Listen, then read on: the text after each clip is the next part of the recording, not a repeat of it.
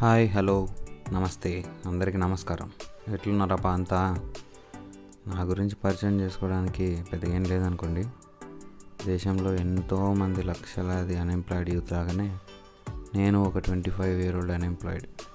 And అట్లానే దేశంలో ఎంతోమంది మిడిల్ క్లాస్ కుటుంబాలలాగానే మాది కూడా ఒక మిడిల్ క్లాస్ కుటుంబం.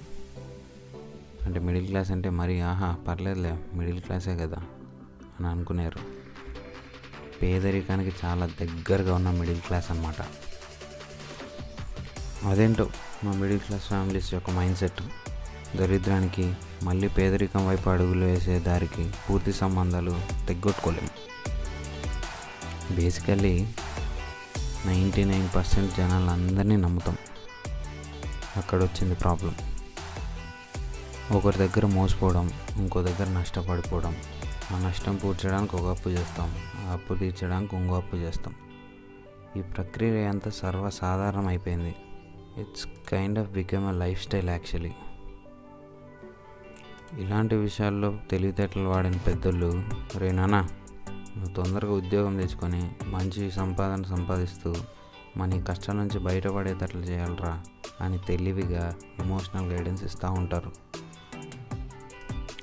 అయినా అమ్మ నాన్నకి ఆసరాగా ఉండాలని చెప్పేసి ఎదిగిన ఏ కొడుకుకి ఉండదు చెప్పండి? వాళ్ళకి ఫైనాన్షియల్గా సపోర్ట్ చేస్తూ, హెల్ప్ చేస్తూ, వాళ్ళకి తోడుగా ఉండాలని చెప్పేసి అందరికీ ఉంటుంది. కాకపోతే మనకు చేయాలనిపించే పని ఒకటి, జనం ఎక్స్పెక్ట్ చేసేది ఇంకోటి. ఏదో ఒక పని చేస్తూ ఎంతో కొంత సంపాదించేది పెద్ద ప్రాబ్లం ఏం కాదనుకోండి. ఫలానా జాబ్ చేస్తే సమాజం ఇంకా జనాలు వీడేంటి చదువుకొని ఈ పని చేస్తున్నాడు అని చిన్న చూపు చూస్తారు. ఇంకో జాబ్ చేయడానికి అమ్మా నాన్న ఒప్పుకోరు. ఇంకో జాబ్లో మనకి సాటిస్ఫాక్షన్ ఉండదు. ఎన్నున్నా అమ్మా నాన్న కంటే ఏం ఎక్కువ అని వాళ్ళు ఎక్స్పెక్ట్ చేసే జాబే తెచ్చుకుందామని చెప్పేసి ట్రై చేస్తూ ఉంటాం. ఈ ప్రయత్నంలో డబ్బులు ఉండవు. ఒక సైడ్ ఏజ్ పెరిగిపోతూ ఉంటుంది. బయట అడుగు పెట్టాలంటే జేబులో డబ్బులు లేని ఏమీ జరగదు. దాంతోపాటు నాలాంటి యుక్త వయసుడు బయట అడుగు పెట్టకుండా ఉండలేడు అసలు. నాకు బాగా గుర్తుంది, చిన్నప్పుడు ఏదో నా బర్త్డేకి ఒక చెప్పులు బాగా నచ్చాయన్నమాట. అది ఎలా తిరిగి నాకు కొనినానా అని చెప్పేసి అడిగా. అప్పట్లోనే అవి 600 700. అప్పటికి 600-700 అంటే చాలా ఎక్కువ. అఫ్కోర్స్ ఇప్పటికీ ఎక్కువ అనుకోండి నా ఈ పరిస్థితికి. అప్పుడు చిన్నపిల్లలం కదా, పెద్దగా తెలిసేది కాదు. ఇంట్లోకి డబ్బులు ఎంత వస్తున్నాయి, మన కోసం వాళ్ళు ఎంత ఖర్చు పెట్టగలరు, ఇవి ఏమీ తెలియవు. నచ్చిందల్లా అడిగేసేవాళ్ళం. వాళ్ళు పాపం మన మొహం మీద చిరునవ్వు చూడాలని చెప్పేసి ఏదైనా చేసేవాళ్ళు. ఆ విషయం మనకి ఇప్పుడు అర్థమవుతుంది. నాకు అప్పుడు కూడా ఎలాగో అలా కొనిపెట్టాడు మా నాన్న. ఇప్పుడు 600 కాదు కదా, 60 రూపాయలు అడగాలన్నా ఎలాగో ఉంది. ఇంకా సెటిల్మెంట్ కాకుండా, డబ్బులు లేకుండా పెద్దగా అయ్యే కొద్దీ ఇంట్లో వాళ్ళ డబ్బులు అడగాలంటే అదలా ఉంటుంది. మరి ఆయన జనరల్గా చూస్తే నాలాగా 25 ఏళ్ళకి వచ్చినప్పుడు ఇంట్లో వాళ్ళు ఇంకా ఖర్చులకు డబ్బులు అడగడం అనేది వినడానికి కానీ చూసే కానీ పెద్దగా ఏం బాగుండదు.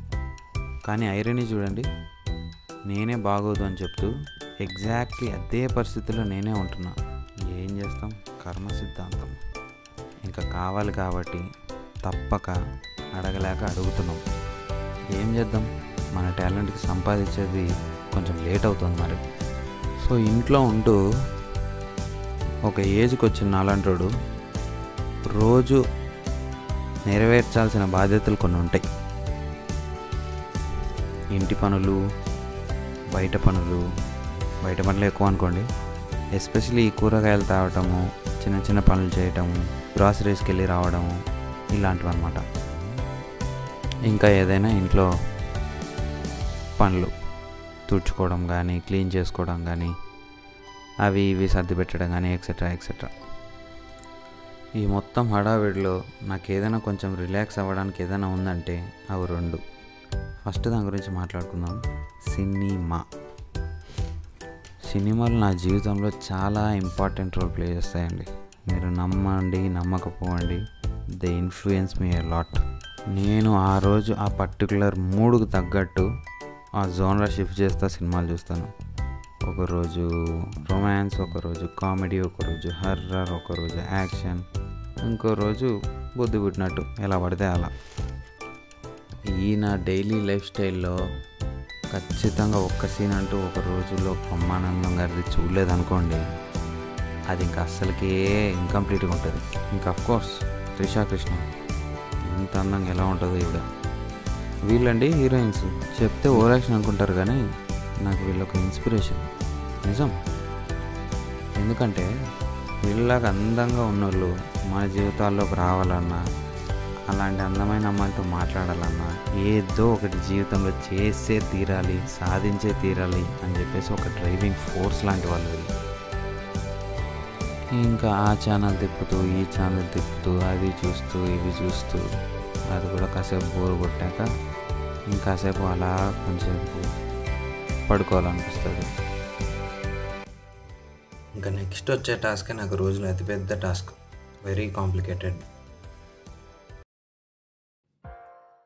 ఇంకా కాసేపు పడుకుందామని చెప్పేసి పడుకుంటాం. అలా పడుకోగానే ఏవో ఒక ఆలోచనలు మళ్ళీ స్టార్ట్ అవుతూనే ఉంటాయి బ్యాక్గ్రౌండ్లో. అదృష్టం కొద్దీ నిద్ర వస్తే పర్వాలేదు, వెల్ అండ్ గుడ్. లేదంటే మళ్ళీ ఇంకా అవే ఆలోచనలో ఉంటూ, లేదంటే కాసేపు ఫోన్ చూస్తూ అట్లే కాసేపు కాలక్షేపం చేస్తాం. ఇందాక చెప్పాను కదా నాకు రోజులో అతిపెద్ద టాస్క్ ఏదైనా ఉందంటే అదే అని, అది చదువు. ఉద్యోగం వచ్చేంత వరకు ఏదో ఒకటి చదువుతూనే ఉండాలి. It's a vicious cycle. చదివిందే చదవడం కావచ్చు, కొత్తది కావచ్చు, ఆల్రెడీ ఎప్పుడో చదివినది మర్చిపోయి ఉండేది మళ్ళీ చదవడం కావచ్చు. అలా కంటిన్యూగా ఎంతో కొంత రోజు చదువుకు కేటాయిస్తూనే ఉండాలి జాబ్ వచ్చేంత వరకు. ఈ రోజుల్లో డిగ్రీ లేదా గ్రాడ్యుయేషన్ వరకు చదవడం సర్వసాధారణం, ఇట్స్ వెరీ కామన్ నౌ. ఆ వెంటనే ఆ డిగ్రీ తాలూకు జాబ్స్ మనకు కావాల్సినవి రావు. ఏదో ఒక చిన్న వాటితో సరిపెట్టుకుందామంటే మిగతా లైఫ్ మొత్తం సర్ది పెట్టుకుంటూ ఉండేకే సరిపోతుందని ఒక భయం. సరే, ఆ ఉద్యోగం రాని కొన్నాళ్ళు ఐడియల్గా ఎందుకు ఉండటం, ఎలాగో జాబ్ రావట్లేదు, దొరకట్లేదు అంత ఈజీగా కదా అని చెప్పేసి ఇంకో 2 ఏళ్ళు ఎవ్వరూ అడగకూడదు అని చెప్పేసి పోస్ట్ గ్రాడ్యుయేషన్ చేస్తాం. ఆ పోస్ట్ గ్రాడ్యుయేషన్ కూడా కింద మీద పడి ఎలాగో అలా అయిపోకూడదు. అయినా సరే ఆ వెంటనే జాబ్ రాదు. అగైన్ అందరికీ కాదనుకోండి, రానోళ్ళు ఎంతో కొంతమంది ఉంటారు కదా. దరిద్రానికి ఆ కేటగిరీలో నేను కూడా పడ్డాను అనమాట. అంటే ఫ్రాంక్లీ స్పీకింగ్, అలా వెంటనే ఉద్యోగం రాకుండా ఉండడానికి కొన్ని చేతులారా నేను చేసుకున్న మిస్టేక్స్ కూడా ఉన్నాయనుకోండి. But life is all about experiences అంటారు కదా. నువ్వు ఎక్స్పీరియన్స్ చేయంది కొత్త విషయం నేర్చుకోలేవన్నా ఇంపాసిబుల్ ఆల్మోస్ట్ అని చెప్పేసి అంటూ ఉంటారు కదా మన పెద్దలు. అలా అన్నమాట. సరే, ఆ వెంటనే కూడా జాబ్ రాదు.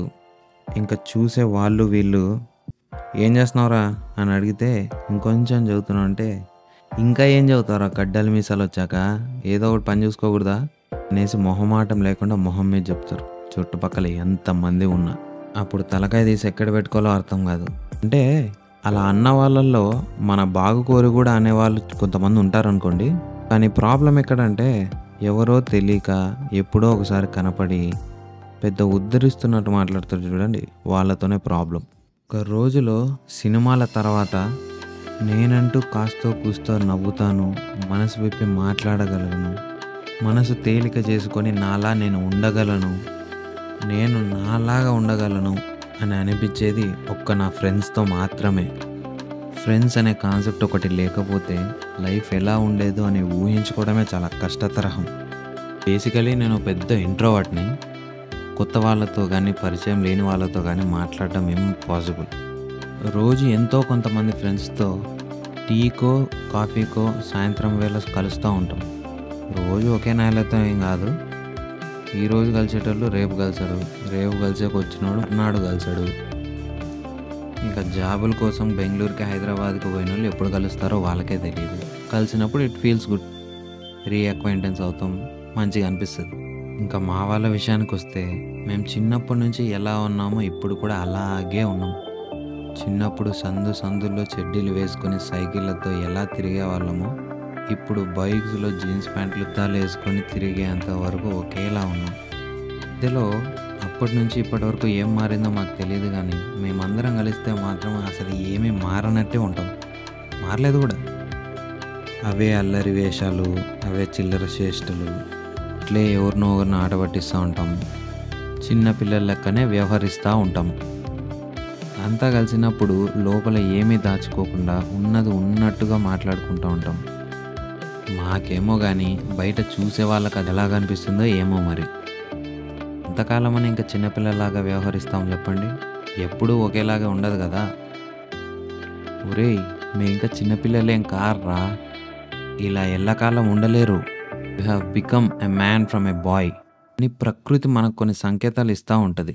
అందులో ఒకటే మ్యారేజ్, పెళ్ళి. మా బ్యాచ్లో మనోడిదే ఫస్ట్ మ్యారేజ్. బేసికల్లీ వాడికి మొహమాటం ఎక్కువ. ఇంకా ఆ రోజు అన్ని కెమెరాల ముందు అంతమంది మధ్యలో వాడి ఆలోచన అంతా ఈ ఘట్టం, ఈ ఆస్పెక్ట్ ఎప్పుడెప్పుడు అయిపోతుందా అన్నట్టే పెట్టాడు ఫేస్ వాడు ఆ రోజు.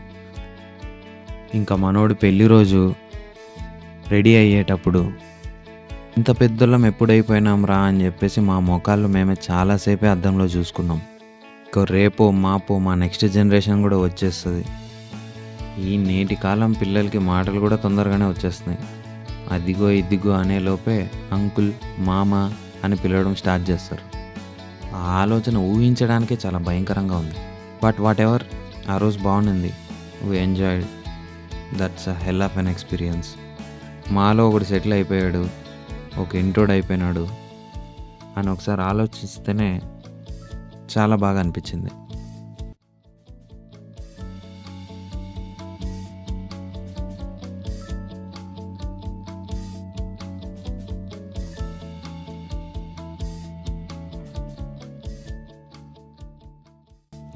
ఇంకా అదే అండి, పొద్దున్నే లేయడాలు, కూరగాయలు సరుకులు కొనడాలు, ఇంటి పనులు చేయడం, ట్రాఫిక్లో అరుచుకోవడం, కొంచెంసేపు చదువులు, కొన్ని ఆలోచనలు, కాస్త ఏకాంతం, కొన్ని బాధలు భరించడాలు, ఇంకా అదృష్టం ఉంటే కొన్ని నవ్వులు.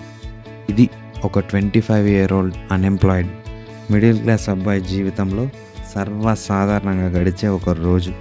మెడలో ఐడి కార్డు వేసుకొని పొద్దున 9 గంటల నుంచి 5 వరకు పనిచేసే మీకు అది వర్కింగ్ డే అయితే, లేచినప్పటి నుంచి పడుకునేంత వరకు ఇవన్నీ ఎక్స్పీరియన్స్ చేసే నాకు ఇదే నా working day. It's my working day. ప్రస్తుతానికి నేను ఒక స్ట్రగ్లింగ్ ఫేజ్లో ఉన్నా. నవ్వులు ఆనందాల కంటే బరువు బాధ్యతలతోనే ఎక్కువగా నిండిపోయిన నా లైఫ్లో రేపన్న రోజు ఖచ్చితంగా ఈ రోజు కంటే బాగుంటుంది అన్న ఒక నమ్మకంతోనే, పాజిటివ్ ఇంటెంట్తోనే ముందుకు వెళ్తూ ఉంటాం.